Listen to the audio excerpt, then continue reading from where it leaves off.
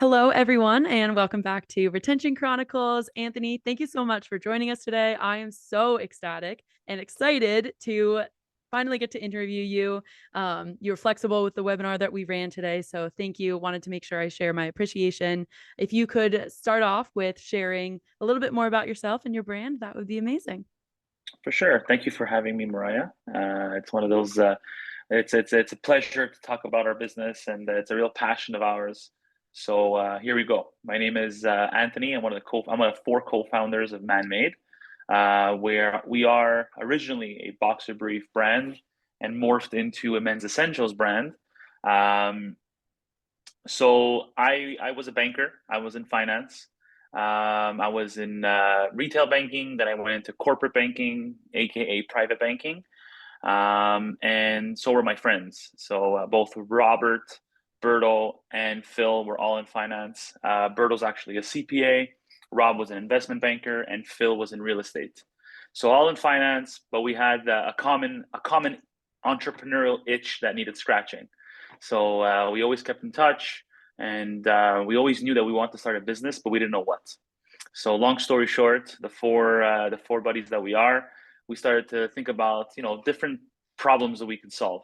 And the one problem that we were very passionate about was how um, boxer briefs in general were not comfortable and very confusing at times when you go online. And let's say you want to make an investment on a good pair of boxer briefs, you didn't know where to start, you didn't know what all these fabrics were, and it was just very overwhelming and confusing.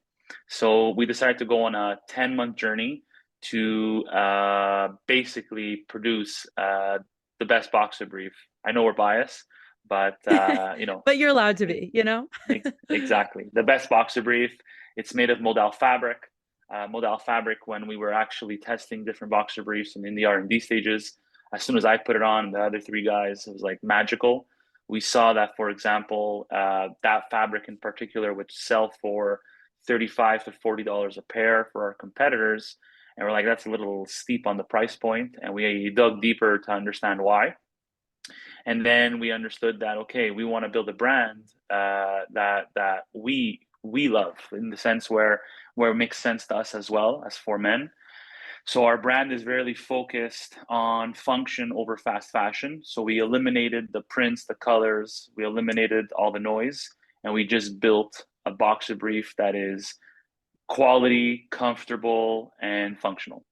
And then we soon realized, once we went to market, that there's a need for other products like t-shirts, socks, soap. And this is where our mission is, to build a brand, to take on the big corporations and build a brand that men need and deserve. And how we plan on doing that is, providing men with the quality essentials they need without the BS they don't. Love it. You got it down packed. Yeah. Very, very helpful summary or overview for our audience. There's a lot of questions that were popping up as you were giving it. So I feel like you probably get this all the time, but I'm going to ask it anyways. Founding a brand with four of you, did you naturally find that like each of you had your own strong suit, or it was like everything all four of you were trying to tackle together? So at the beginning, it was all four of us tackling everything together. It was definitely a team effort. We don't have any experience in apparel. We did have experience in ecom. When we left the finance world, the banking world, we all jumped into another world called payment processing, primarily for e-commerce businesses. We did that as brokers for about a year, and that's another story on its own. But that's where we learned a lot of like our skill sets and how we work well together. But yeah, so we had no experience in apparel whatsoever. So we needed to learn from the bottom up. We needed to learn what a tech pack was, what fabrics were, why the fabric is like. There was a lot of learning, and we did that all together. But then, in the process of the R&D and the development and building of the brand and building, the visible and invisible elements of the brand, we all kind of like attracted to parts of the business where our strong suits were were best fit. And that's why, like, for now, like, for example, you have Rob in the media buying side of things, you have Berto in technology and finance, you have Phil when it comes to operations, And then you have myself, where customer experience PR, where we naturally just fit, right? So we always knew we had like skills that complemented one another, and we always knew that we had like skill sets or values and beliefs that were the same. So we knew if we put the four heads together, we would be able to go four times faster rather than four times slower. Because if you have four partners that don't see eye to eye, and it's like it's just always an argument, and then there's no one that's pulling things in the right direction, or a north star that we all have like a vision towards, and we're all on the same page, you can go four times slower. But we always say, we want to go four times faster. And I mean, the proof's in the pudding. It's been 2 years since we've been in business. We've sold over, well, let's say we have like we've done over 120,000 orders. We have about 90,000 customers. We've sold over, I would say, 400,000 boxer briefs alone. Wow. So we've grown, right? We've grown. We've hit our targets. We're going the right directions, and we're very ambitious and bullish on the future. I love it. That was a great answer to my question. Do you get asked that a lot, or? Yeah, all the time. Okay. Love it. That's All the why it's time. such a good answer. Knew it. And then you mentioned that for a while, like while you all were trying to find how you were gonna fill the entrepreneurial itch that you had, that there were other ideas that you were looking into, or other things that you were trying to solve. Do you remember? And can you share Yeah. any of those ideas? Yeah, so we had a whiteboard. So the story goes that we decided to go 3 days up north, lock ourselves there. We watched a bunch of videos on direct to consumer companies and understanding the marketing or voice. But then we realized, let's build a brand that we love, and I'm sure, let's build, and then they will come, right? Let's build and they will come. So we had that whiteboard, and we had like hundreds of ideas. And actually, one of the ideas was like a portable tattoo machine. Basically, like, you Whoa. don't have a permanent tattoo. It's like it lasts for a year. And guess what? There's a company called Inkbox, and sold for, I don't quote me on this, but I think like 100 million not too long ago. So that was like maybe a pretty good idea. And then there was we're really big on chlorophyll. But it Mm. only comes in liquid form. It's very stainy, and like you have to drink a lot of water, which is great. But then we say maybe a chlorophyll gummy, and that was another one. Then there was we joked around a lot, but like, gloves for when you use like peanuts at the bar, Oh right? So my like, God, that's hilarious. there was a bunch. I can't really think of them all right now. Those were a couple. There was a portable ultrasound machine. So I don't know. Don't ask me why. I guess we're all in the process of having children. So this is it, building our families. But yeah, there was a lot. There was a lot of, oh yeah, silicone watches. That was another Mm. one. So a nice designer silicone watch, so that it's not leather, where the leather, when you sweat in it, it smells and all that stuff. So a nice watch. But then we always deviated towards the boxer brief, because it just made sense for the four of us, and it was something that we were very passionate about. Mm-hmm. Yep. Okay, makes sense. Thank you for sharing all of those. I love hearing Of just course. different ideas. I was part of a post grad program that was entrepreneurial in spirit, and so um, hearing people's ideas and just seeing what problems people are trying to solve is always fascinating. And then the other question that I had before we get into all the branding, marketing, customer experience side of things was, you said like during the research while you were looking into like your manufacturers, the tech pack, all of that, you were digging deeper into finding out why competitors had a steeper price.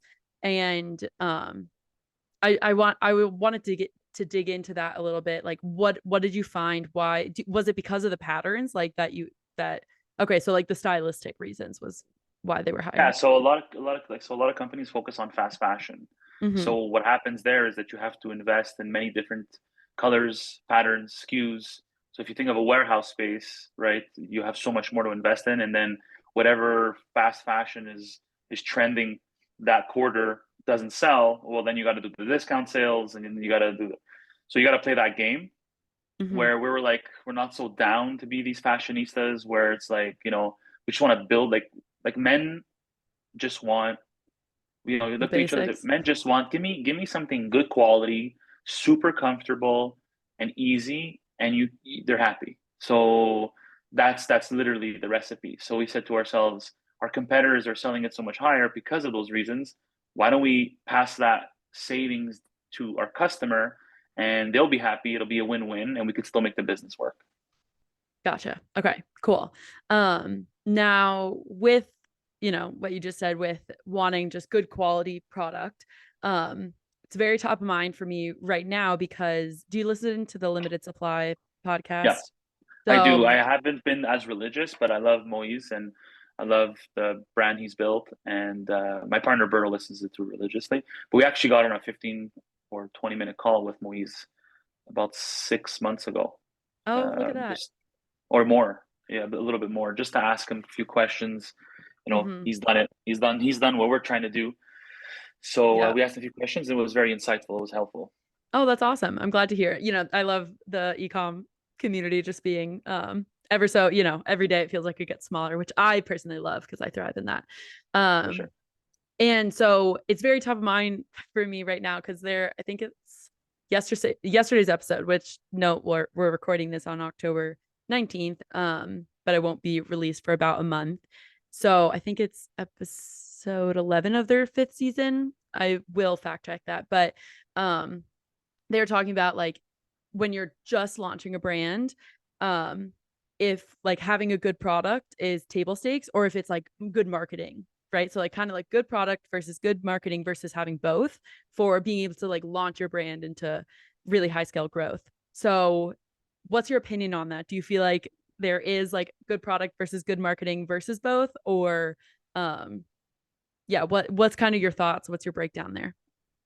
Kind of cool you just mentioned that, because when we launched, we started with 10,000 black boxer briefs, and that same design, or that exact same boxer brief that we launched with, is not the boxer brief that we're selling today, right? It's Interesting. very Okay, yeah. it's similar, but But tweaked, I imagine.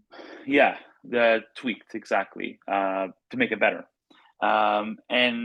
And I would say it's a mix of both. I mean, when we launched, we believed it was the best, right? So we spent a year. Like, you have to put things in perspective, guys. Like, a year working on a product, you just can't wait to get to market, right? You're just bleeding month after month, and it's like you need to get to Mm-hmm. market, and we want to make it perfect. And we only come out with one boxer brief, so it needs to be sticky, and it needs to be good. So, if anybody launching, I would say make it as best as you can, back it up with obviously good marketing, and then get that data, and then do what you have to do with that data, Mm-hmm. right? Yeah, and So test iterations. Yeah. yeah, analysis by paralysis type of Mm-hmm. thing, you don't want to happen, because then you'll never get anywhere. So you might think something's perfect, but what really matters is what the mass thinks.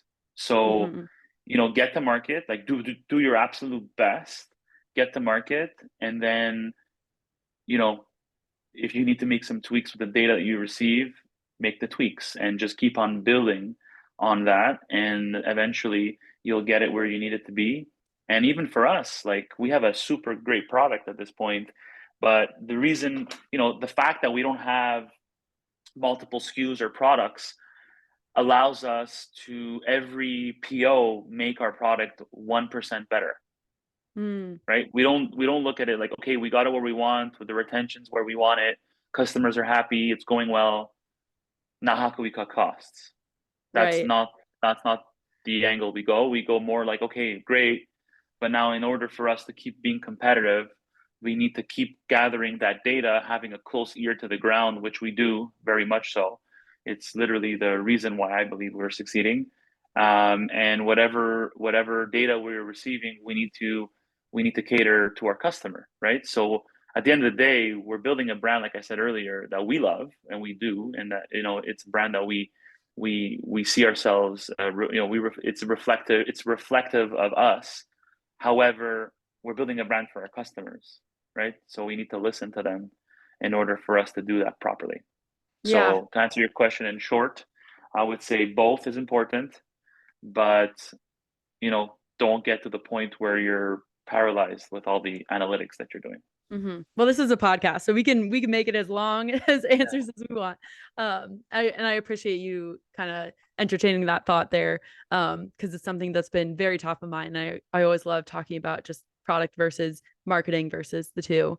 And so along with like the product itself being tweaked and reiterated on, I imagine, did you like after listening to consumer data, did you tweak the packaging as well? The packaging, yes, actually, when we first started, we had a lot of like on our apparel bag, not the actual apparel, not the bag, not the apparel bag that the boxer brief is packaged in, but more so the apparel bag that we package the order in, right? Mm, So that we yep. ship to the customer. That one was a little bit more on a like very raw, and it said like words like raw, brotherhood, respect, like all our core values, no bullshit, right? So like very loud, very very in your face, you know. And now our packaging is like quality essentials without the BS, like it's more Mm, clean, it's more man-made, but it was more so the boxer brief itself. I remember when we launched, I called 1,200 customers from the first 10,000 pairs we've launched, and they were either friends and family, strangers, people from out west, east, to everywhere. And I would stay like 5-10 minutes on the phone, and I would have a few questions, and I would start off by saying, my name is Anthony, I'm one of the co-founders. Just want to, say thank you for your support. It means the world to us. We're really trying to build a brand that men need and deserve. And in order for us to do that, we need to have honest feedback from you. You just recently made an order with us. Can you please, give me some information on the product itself, how you heard about us first, what you liked, what you want to see different, and they went on. A lot of people said they loved it, but then a lot of people said, oh, maybe the band could be a little tighter. Maybe the material could be a little thicker. Maybe the pouch could be a little bigger. And then we collected that data so much so that on the next PO, we made the little tweaks, and then it was fire from then. Then after that, we just really took off. I love that. I'm blanking on who kind of has this thought, but just like the fact of once, if you ask people for your help, or if you ask people for their help, usually most are willing to offer it, especially, if you're taking the time to call them. And so, yeah, I love that you're hearing directly from your consumers and that, can you give me feedback and get all those little iterations to develop on. I think that sets us up nicely to talk about branding. As you mentioned, the packaging changing and like the branding, it's still obviously man-made as a brand, but like tweaking the packaging just to fit better with what you all were going for. So can you tell our audience kind of what is the goal? How all are you trying to message to your consumers? Because I have an impression that I want to share, but I want to hear what you would say first. Um, so you're saying like with all the packaging and the type of marketing we do, what's the story we're trying to tell? Yeah. Yeah. Like through your brand, if someone were to come across man-made and like, what do you want them to associate, I guess, with man-made? Well, you want to associate that we're four best friends, four men that quit everything in order for us to build a brand that men need and deserve, and we mean that. Like, if you look at our products, if you look at our branding, if you look at our packaging, it's really it literally screams simplicity, comfort, quality. Like from the like when you get the packaging, when you feel the material, when you put them on, when you go on our website, when you see our content, you can see that rawness. You can see that we are that David and Goliath story. Our competitors in the space aren't small, and they've been around a long time. So we're up for a very big fight, right? So in order for us to take some of that market share, so that's the story. We want to have, fans. A good friend of mine who's building another incredible business here in Montreal. His name is Jay Carls from Midday Squares.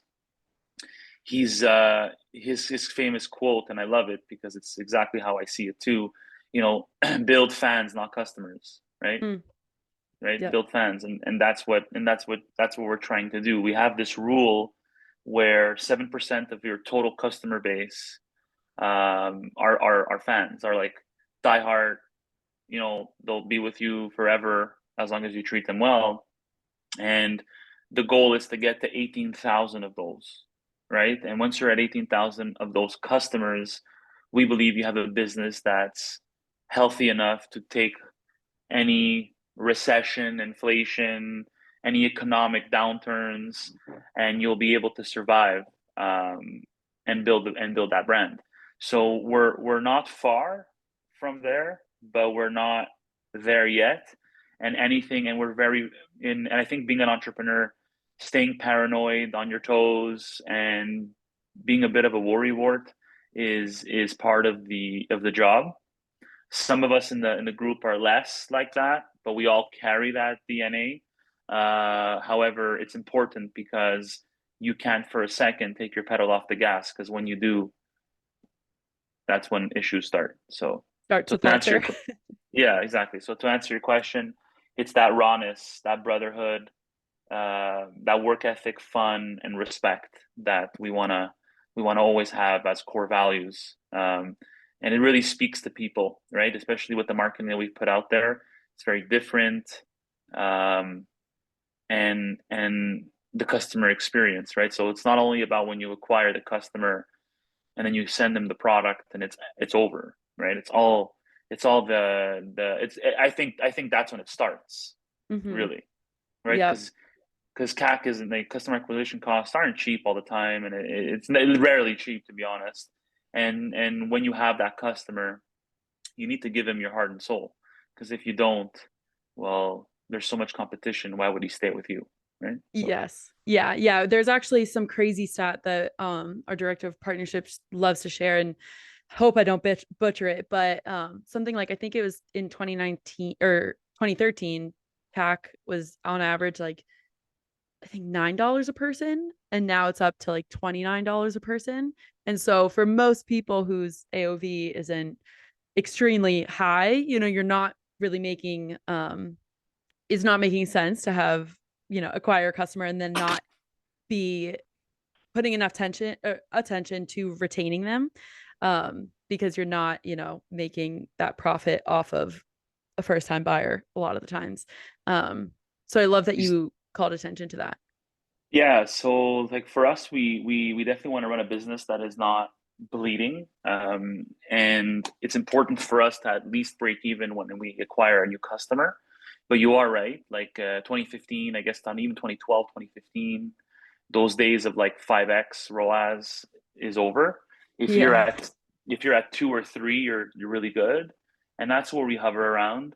Um, if Awesome. your CAC is anywhere like at 50% on your first order of your average order, well, you have enough maybe wiggle room for cogs and shipping in there, and then you could probably break even or make a little bit of money.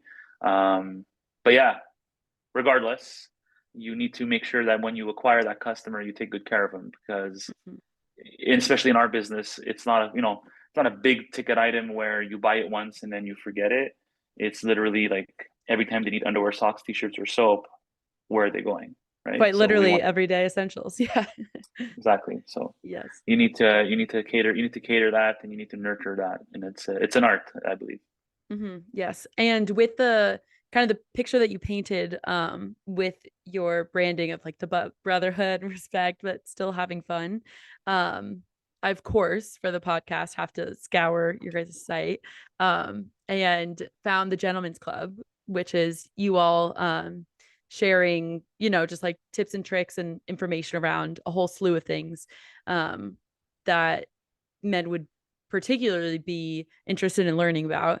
So I wanted to ask, like, why was that important for you all to have on your site?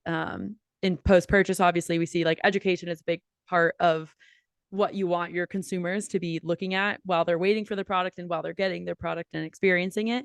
But what was the thought process behind having it be in your site, accessible, and also like fun as well, to aid in that brand awareness? Yeah, so I would say, like, at the beginning stages, we had a year in development, right? Mm-hmm. So at that time, we were finance guys. We had a lot of learning to do ourselves.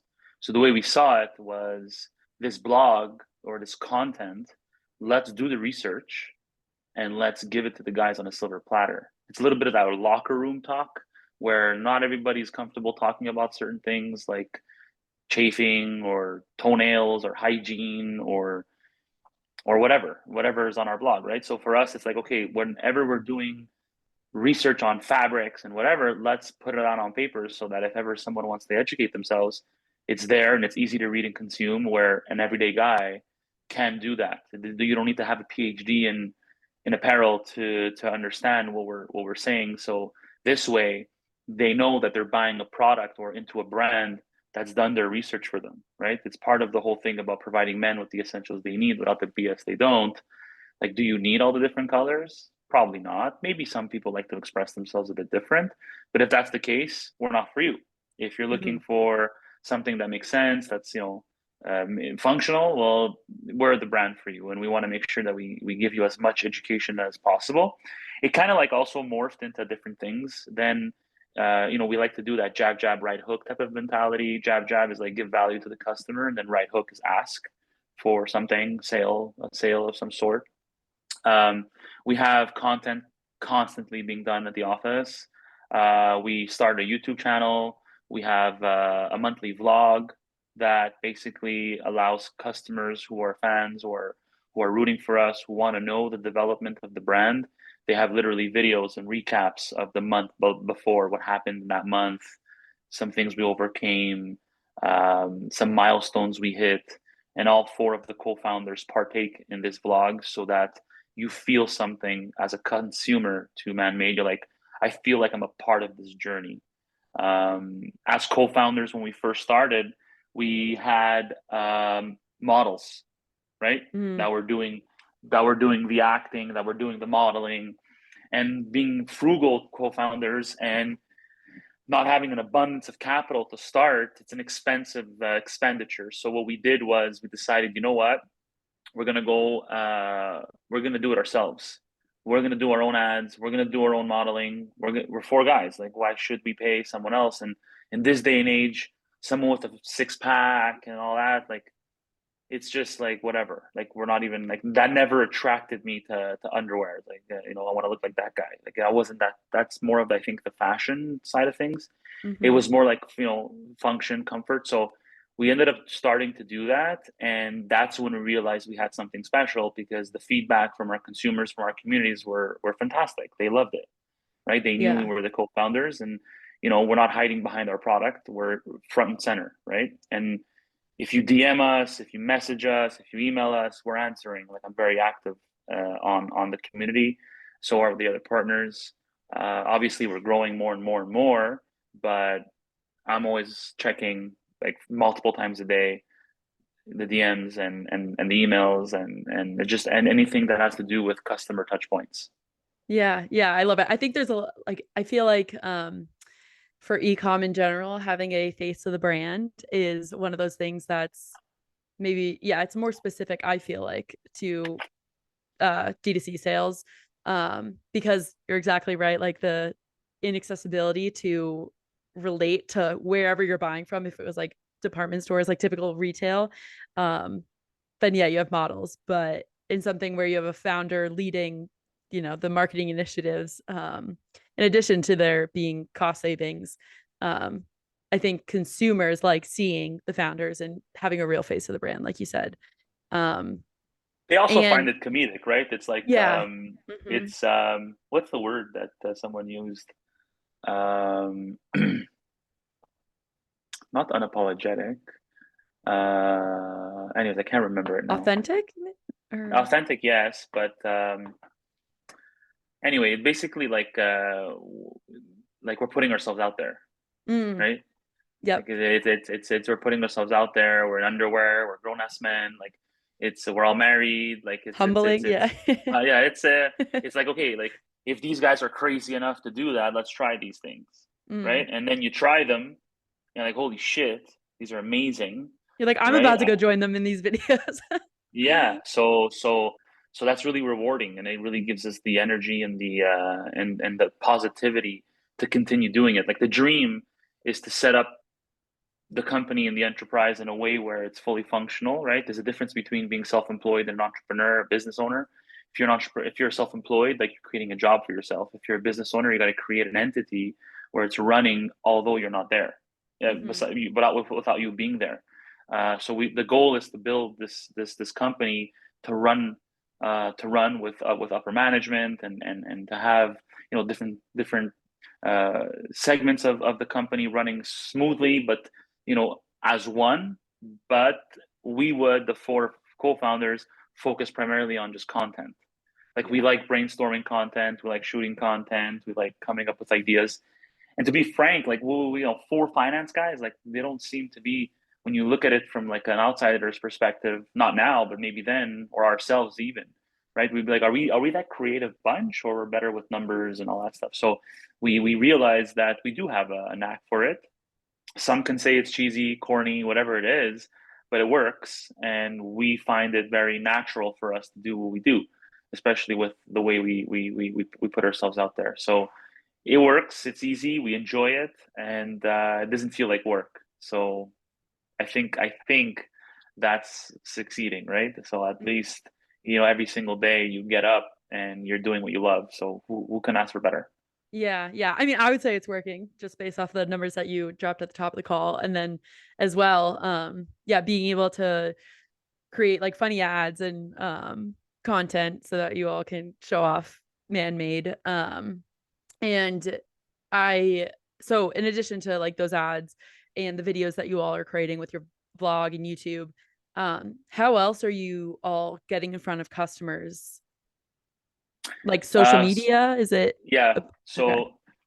So primarily we scale our business using Facebook, Instagram. So Mm-hmm. Meta is definitely like driver of where we get our new acquisitions.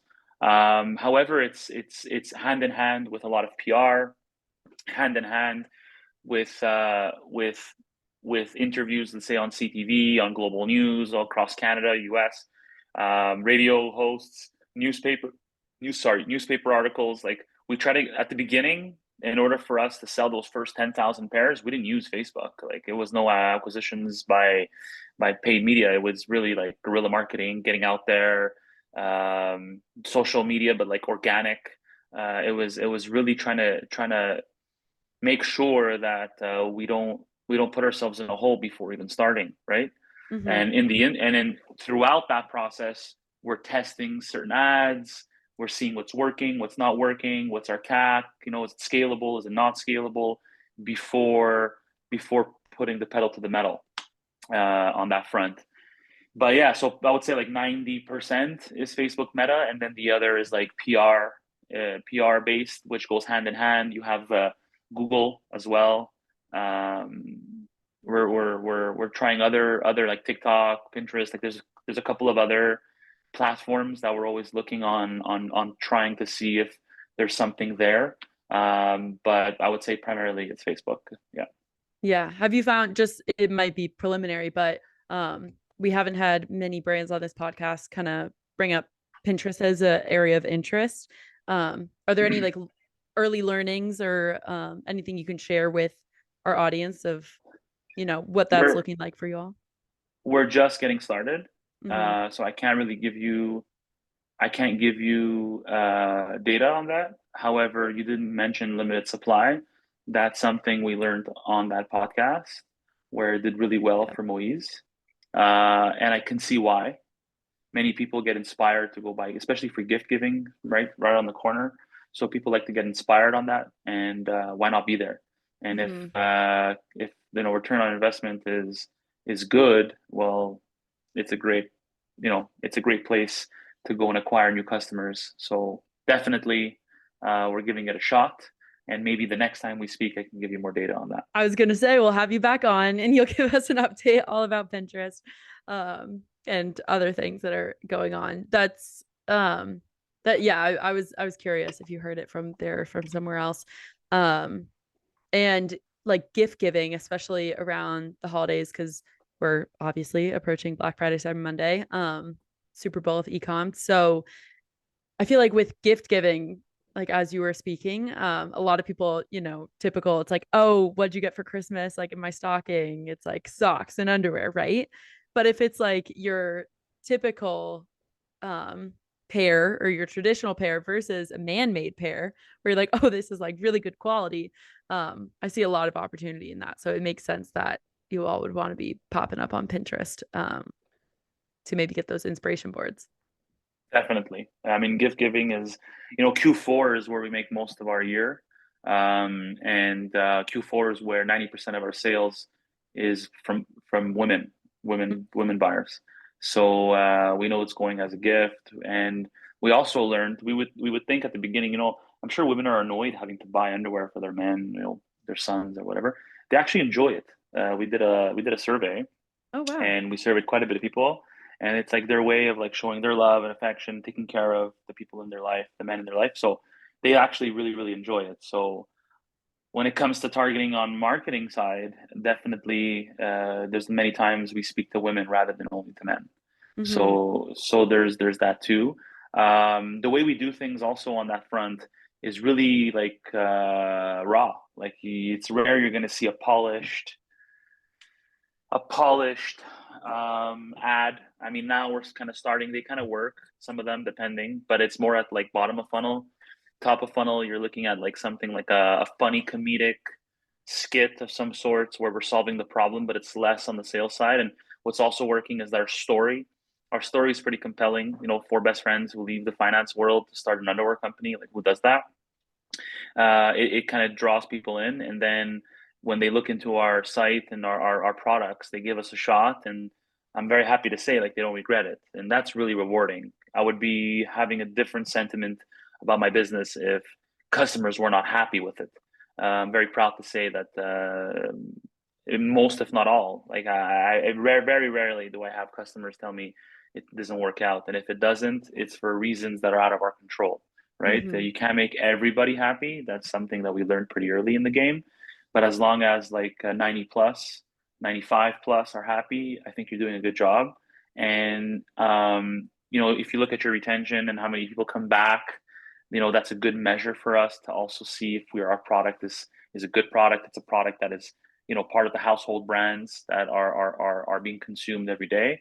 And we're very happy to say that it is, right? So if you want some numbers on that, our first time buyer, so as a first time buyer, 35% come back within 3 months, and a little over 50% come back after 12 months.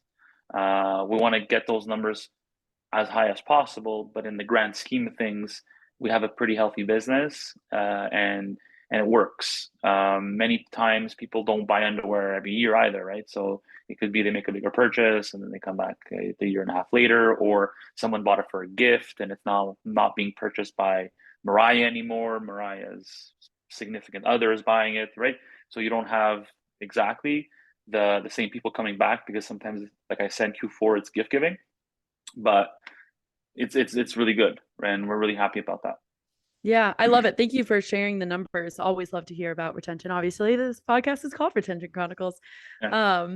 So can that's a perfect segue to dive into like what you all specifically are doing for retention. So, like post purchase, I know we you had said at some point during this call, like that's so important, the interactions between your customer while they're waiting for their product and while they have it.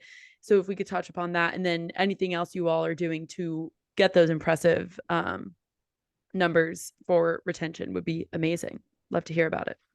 Yeah, so when somebody purchases, so first things first, you get on our site. It's super easy to navigate, to the point, and that's really important for us. When we first started, our customer that we thought was going to be our main, like our age demo was going to be like 30ish. It ended up being that it's a bit on the 45, 50 plus, where the majority meat and potatoes come from. And that being said, a lot of that generation is comfortable purchasing online, however, from Amazon, right? So if they're purchasing from you and you're using a courier that is not as recognized, well, that's a little weird. And then, for example, if it's taking more than one business day to get to their home, where they're used to with Amazon, well, they're going to write into you and they're going to clog your customer service emails and channels. So what we did was we have like post purchase checkpoints. Your order is being thank you for your order. You have an order confirmation email. Your order is being packed. Your order just left the warehouse. It's in transit, and it's arrived. And you have emails throughout, and customers love that. When they receive it, it's well packaged, premium packaging. Obviously, the materials is premium. Everything feels and is nice. You get a handwritten card, depending if it's your first, second, third, fourth, and it's always different. It's handwritten, specifically to the customer. We have an email campaign that basically keeps the customer educated on the brand. Like I said earlier, the behind the scenes, and how we're growing our brand, how we're taking on the big corporations, and also you have myself that will reach out, a couple of weeks after you purchase to ask how you like the product, and I read pretty much every email to make sure that our customers are happy, or I try to. I mean, now at this point, it's gotten to a point where it's really overwhelming, but A I lot of do try emails, to. I'm sure. Yeah. So yeah, so we do that. Whenever somebody reaches out on any of our platforms, it's sometimes we'll write to you. Sometimes I'll take my phone. Hey, it's Anthony. Hope all is well. Thank you so much for your interest. If you want to mix your 7-pack with different sizes or colors, make your order and email us, and we'll take care of the rest. We're very hands-on on that. We have a customer service line you can call, right? So it's not just by email. You can call in and speak to a co-founder. You can call in and speak to our customer experience agent, right? So that is well trained and that understands the brand and always wants to find the solution for the customer rather than get them off the phone. From the top of my head, that's a lot of them, but it all falls on, I don't want to. I'll quote him. Like I love the Four Seasons. Izzy Sharp, the owner of Four Seasons, and the golden rule. Do by others how you would want things to be done for yourself. So that's how I enjoy, dealing with different brands, dealing with different services. I enjoy good service, right? I enjoy a good experience. I think that is lacking in today's world. And one thing that when we started this brand is we want to be direct to consumer. We don't want to go into retail. However, we want that retail experience, to be felt on an online world. So that is something we hold dear to our hearts. It's something that I hold dear to my heart, and we will continue doing that at scale. Yeah, I love that. I think it's also very specific to know like retail is not where you all want to go. I would assume as a founder you could try and be pulled in different directions or try and pursue both. And then that, from what I've heard from other founders who have both, um, just seems like a even bigger whirlwind to try and tackle both and have two different strategies. We have we've been approached by big players, and we've sat in a room and said, look, we could probably move a lot more product. We can grow faster, but that's a business and a beast on its own. Mm-hmm. So for us, staying focused on our game plan and being able to give our all on the direct to consumer side of things is first. Let's build that well, like the Mm-hmm. best. Then we'll worry about, because look, retail sales, physical retail sales is 80% of consumer behavior. Like customers go into shops still. Yes, COVID, swayed the numbers a little. You can go out, no kidding. You're going to start shopping online. But now that things are opening up again, I think it's still 80% or somewhere really ridiculously high. Still shop physically in retail shops, but we can build a pretty healthy business, right, online, and it also helps us control the customer experience. I don't have control over how certain salespeople or people that work in retail shops, treat our brand or talk about our brand. And definitely the day that we do start, because we're not oblivious, it might come a day that we're gonna have to maybe have our own stores, which would be the dream later on. But if we do end up going into retail stores, we would need to do the proper training. We need to have, make people, I would visit a lot of the places that are holding our product. I want to make sure that, the perception is the same online as it is offline. And that's the challenge. And it's a business on its own. And when retailers are asking for 50-60% margin or split, it doesn't make any sense, right? So why would we do that, right? So especially in the business model that we have. So we've almost went into a pretty large one, and we pulled out last minute because we said we're not doing ourselves like we're looking too short. We need to be patient, and we need to build this the way we said we were going to build it from day one. Wow. Yeah, and I'm sure it's flattering as all hell to be approached by bigger retail brands, but I think it's to have the wherewithal to sit back and say, we're gonna finish out the goal. It gave us it gave us that confidence where it's like, okay, we have something. So now it's a question of, let's not get too excited when times are good and not too low when times are bad. I mean, that's another quote from one of my favorite actors, Robert De Niro, but definitely that's the truth, right? We've had highs where we celebrate, but like we don't go on a 3-day bender celebration. It's like right. it's like 15 minutes, half an hour, maybe an hour. We're like, bring some like cookies into the office. Yeah, more now that we're a team of 16, 17, but less when it was just the four of us, right? Because it's like we had a long way to go. So like if we're gonna start, like, obviously it's nice to pat ourselves in the back, but I think what we do most, and which is great, is let's say one of the team members or co-founders does something well, the others will compliment and be like, good job, we appreciate that. But it's less about individualism and more about like a team spirit, and we try to create that every single day at the office. Like we don't hire anybody remote. We do have some they're not even employees, they're just remote workers because they're contractual.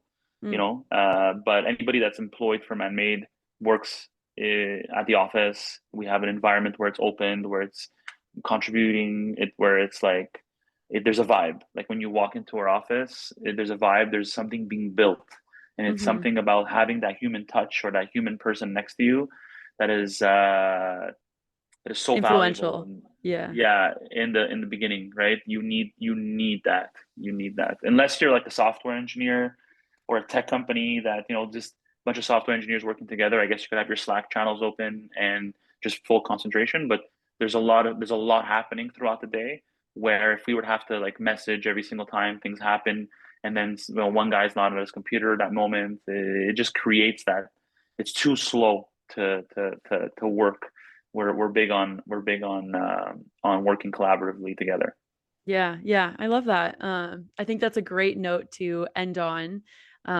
Just being, there's never too little appreciation to share with teammates, especially when you're in that mindset of, you are grinding it out, making things happen.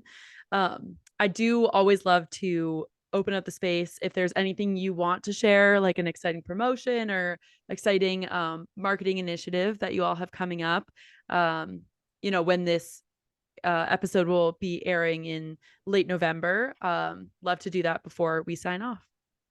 Yeah, I mean, we do have like a gift a gift box that's coming out in the new year. Sorry, in the like soon, in the next couple of Probably, weeks yeah, in for the the next couple of weeks. holidays. But I know that most of your listeners are probably entrepreneurs or business owners or someone who's aspiring to open their own business. And I was there once upon a time listening to different podcasts and getting inspired or understanding how things are done or how other entrepreneurs did it to get to the point where they got, because it is a very high mountain to climb. And I'm not done climbing it by all means. However, the getting to 0 to 1, in my opinion, is harder than doing the 1 to 100. Right? So that's really hard. And what helped us, and it still helps us, is being aligned. Twice a year, at the beginning of the year, in the middle of the year, we do offsites, the co-founders. We revisit our goals.